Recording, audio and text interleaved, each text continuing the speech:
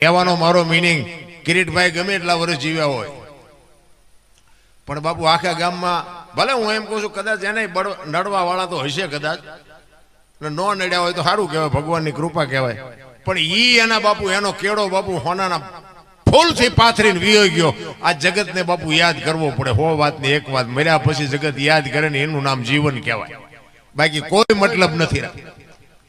આપણે જો ખાટલામાં પીડ્યા હોય ને આપણે બધા શું છે કે આ સહેલી ઘડી સુધરે એ આટલું ભજન કરી છે. આપણે કઈ ભગવાનની જરૂર નથી. અમુક અમુકને જોઈને છેલ્લે ખાટલે પીડ્યા હોય ને ભાઠા પીડ્યા હોય ને એમ થાય કે આવું ન થાય થારું, ભગવાન દયા રાખજે, આવું ન થાય થારું, ભાઈ એટલા હાટું જ તે, બાકી કાંઈ નહીં. બાકી નગર આ જગત છે ને એ તો સાંભળા ઉતારી લે. ભક્તિમાં બાપુ એવી વાત છે એ ગોપીચંદ ને ભરતરી બે નીકળ્યા ને દીક્ષા લઈ, તેથી શમશાનમાં બે હુતાતા પાણાના ઓશિકા કરીને, એટલે બે ચાર બેનું અહીંયાથી નીકળી.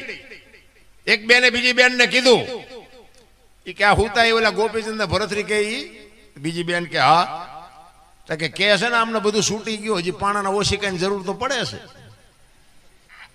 ભરતરી ગોપીચંદ ને કે 92 લાખ માળવો મૂક્યો ને પાણા શું બથોડા ભરવા, પાણા છે એ દુનિયા નથી ગમતું. આ દુનિયા બાપુ પાણા હોત મુકાવી દે ઈ જગત છે. આ જગત ને ભગત ને કોઈ દી મેળ નથી પડ્યો રામ.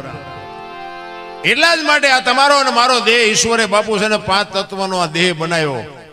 વિચાર કરજો, આ 5 તત્વનો દેહ, એમાં મારો નાથ માલપા એક પરમ તત્વ જેવી વસ્તુ મૂકે અને આ ઉગતો અને હાલતો ને ચાલતો બાપુ આ મા બાપનો, આપણા મા બાપનો વાવેલો છોડવો આવડો મોટો થાય. આવ્યો હોય ત્યારે 1 ફૂટનો હોય, 4 ફૂટ 5 ફૂટ 6 ફૂટનો બાપુ આ હરતો ફરતો છોડવો છે. અને મૂળિયા ક્યાં છે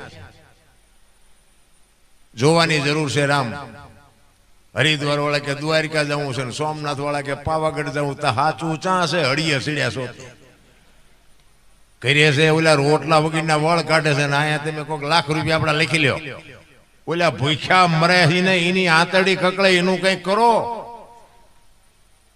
સાચા ભગવાન જીવતા જાગતા ભગવાન જો જોવા હોય ને તો બાપુ તમારા માત પિતા તે, બાકી જે ભગવાન દુનિયા આખી લોહીની તરસી છે ને પૈસાની તરસી છે. હું તો એક જ મારી ભલામણ છે, પ્રેમથી હાથ જોડીને કહું છું, ભલે દુનિયામાં જે કાંઈ દેતા હોય દેજો, મંદિર બંધાવો, કથાઓ કરો, જે કરતા હોય કરજો, એમાં મારી કોઈ ના નથી, પણ મા બાપના બાપુ કાળજા ઠારજો. જિંદગીમાં તમારો મોળો દી ન ઉગે આપણી ગેરંટી.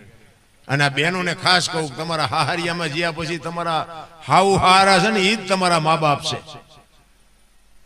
એની સેવા કરો ને બાપુ, તમારા કોઈ દી સંતાન માય કાંગલું કોઈ દી પાકે જ નહીં બાપુ, એ આપણી ગેરંટી. વહુ હારો ભેગા પાણી પૂર્યું ખાત